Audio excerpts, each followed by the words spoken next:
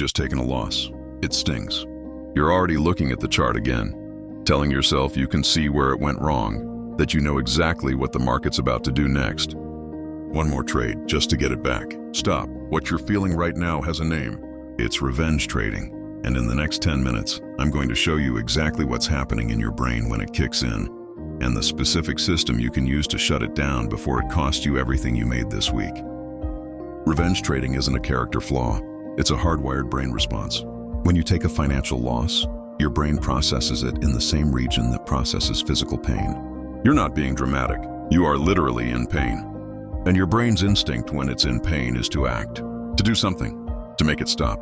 The problem is that instinct is catastrophically wrong for trading, because doing something, jumping back in, sizing up, forcing a trade, is the worst possible response. The market doesn't know you're hurting. It doesn't care. And the emotional state you're in after a loss is the worst possible state to be making high-stakes decisions in. Studies on decision-making under stress consistently show that the prefrontal cortex, the rational planning part of your brain, becomes less active when you're emotionally activated.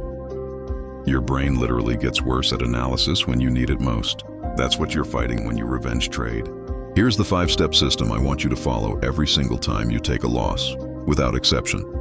Step away from the screen physically, not for 30 seconds, for at least 20 minutes. Stand up, go outside if you can. This isn't weakness, it's neuroscience. Your cortisol and adrenaline levels after a loss need time to drop before your prefrontal cortex can operate properly.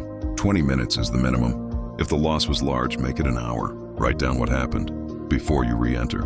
Not your emotions, the mechanics. What was the setup? Where was your entry? Where was your stop? What invalidated the trade? This forces your brain back into analytical mode and out of emotional mode. It also builds your journal data over time. Ask the one question that matters. Is there a valid setup right now according to my system? Or do I just want to trade? Be brutally honest. If the answer is the second one, you close the platform. Full stop. Apply your daily loss limit. Before you trade any day, you should have a hard number, the maximum you will lose before you stop trading for that day. When you hit it, the trading day is over.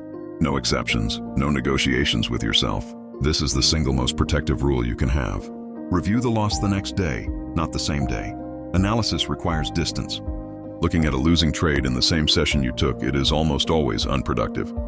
Come back tomorrow, you'll see it completely differently. The pre-trade discipline checklist and the 30-day trader discipline system in the description are built around systems exactly like this, including a daily loss limit protocol and post-trade review process. If you want to make these habits automatic, that's where to start. What's your daily loss limit? And are you actually following it? Drop it in the comments. And if you don't have one yet, that's your homework before you open the platform tomorrow.